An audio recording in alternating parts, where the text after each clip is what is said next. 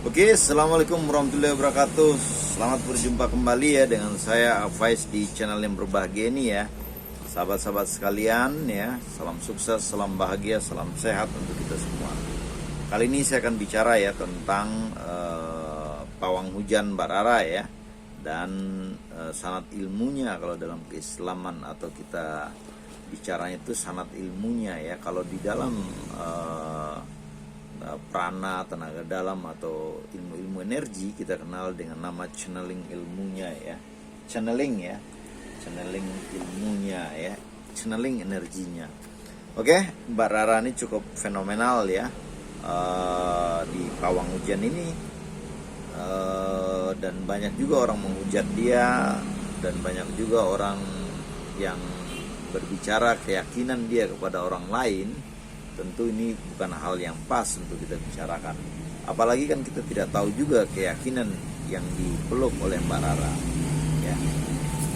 Jadi memang dalam hal ini kita harus berhati-hati ya, agak stoik ya, agak wise sedikit yang menghadapi sikap-sikap ini.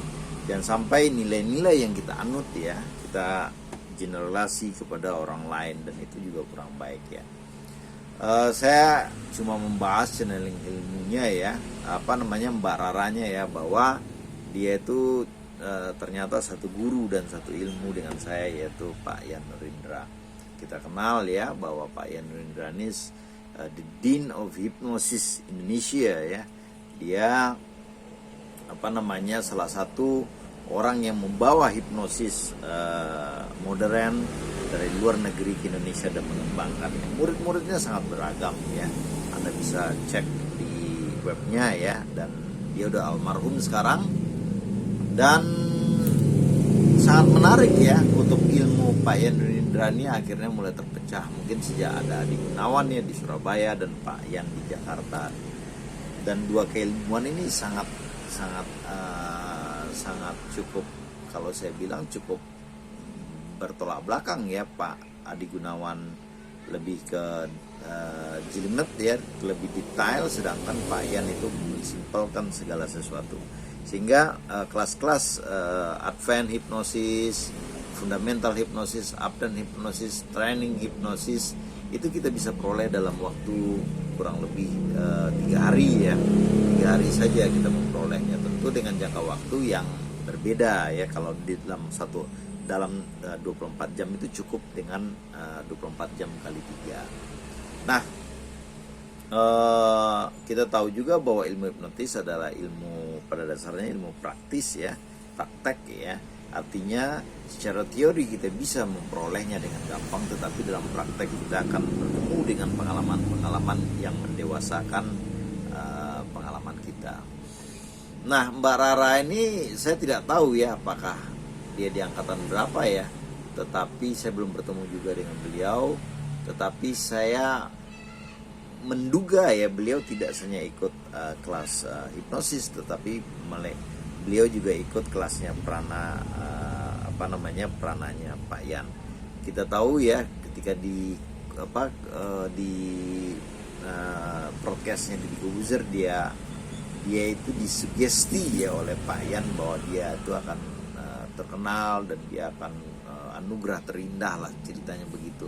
Dan kita tahu juga Pak Yan ini salah satu guru yang sangat baik ya. Dia bersifat general, dia tidak melihat latar belakang keilmuan ataupun dasar keyakinan orang. Dia mensugesti murid-muridnya dengan baik. Dan Mbak Rara mungkin salah satu orang yang mampu menerima sugesti tersebut, sehingga dia mampu untuk mencapai apa yang disugestikan oleh Pak Yan Nurindra. Anda cek saja podcastnya di Kobuzer ya. Sekali lagi saya sampaikan bahwa kenapa kalau kita lihat dari Mbak Rara, memang dia punya basis keilmuan dari keturunan ya, dia bicarakan ya. Dan kalau nggak salah saya itu, dan dia juga salah satu paranormal ya, keturunannya itu Pak Arto ya.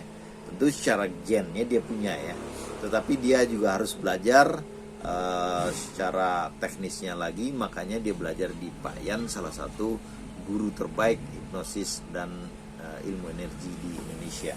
Saya yakin ya Mbak Rara ini juga belajar tentang prana sakti, dan saya juga pernah masuk ke kelasnya itu, dan kita tahu ya di prana sakti itu diajarkan teori-teori dasar prana sakti, ABXA ya, channeling, teknik inisiasi diri, dan energi penyembuhan ya, apresiasi tenaga dalam, memecahkan benda keras dan sebagainya, itu meditasi prana sakti, telepati, physical healing, teknik inisiasi dasar ke orang lain. Itu yang diajarkan di dalam kelasnya Pak Yan di prana sakti ya.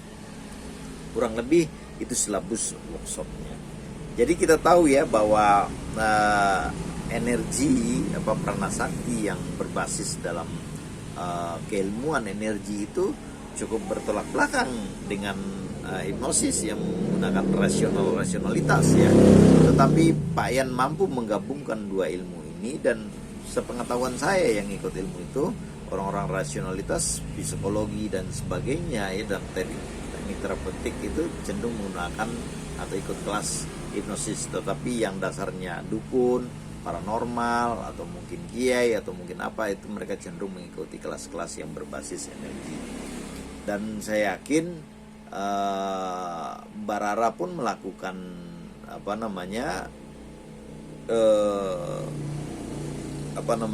pawang hujan itu bukan pure dari ilmu tradisional Indonesia. Kita tahu lah ya, gong yang dipakainya itu bolnya itu ya, saya lupa ya, itu singing bowl ya, itu dari Tibet ya, dan ada beberapa alat juga yang digunakan, misalnya cabai dan bawang itu dari tradisional Indonesia, dan juga bacaan-bacaan ya. Dan kita tahu juga ya, ketika dia mau menghentikan hujan itu dia membayangkan sesuatu di langit dan memanggil guru-gurunya, itu mereka berdoa. Itu kita lihat dalam tekniknya prana sakti atau ini mungkin energian, itu kita namakan dengan teknik channeling Ascent Master ya. Jadi ketika master itu telah meninggal ya, di dalam channeling itu master itu siapa saja, guru ya, termasuk ya, mohon maaf ya kalau kita ngomong ini ya, bahkan yang berbentuk manusia ya, mau itu dari para nabi ataupun para yang dipercaya oleh Muslim atau agama-agama tertentu lainnya, yaitu bisa kita panggil atau kita channeling ke dalam energi kita. Dan itu dasar-dasar keilmuan yang diajarkan di prana sakti, karena basis teorinya adalah bahwa energi itu tidak akan pernah musnah, dia hanya berganti tempat.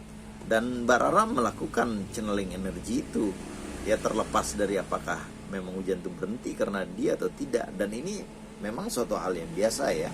Saya di Solo itu, Sumatera Barat itu, tahun saya SMP itu ya, sekitar tahun 80-an itu, dan saya melihat waktu itu masih kecil, ikut motocross di situ, saya melihat itu pawang hujan itu keliling, dan itu udah hal-hal yang biasa saja di Indonesia.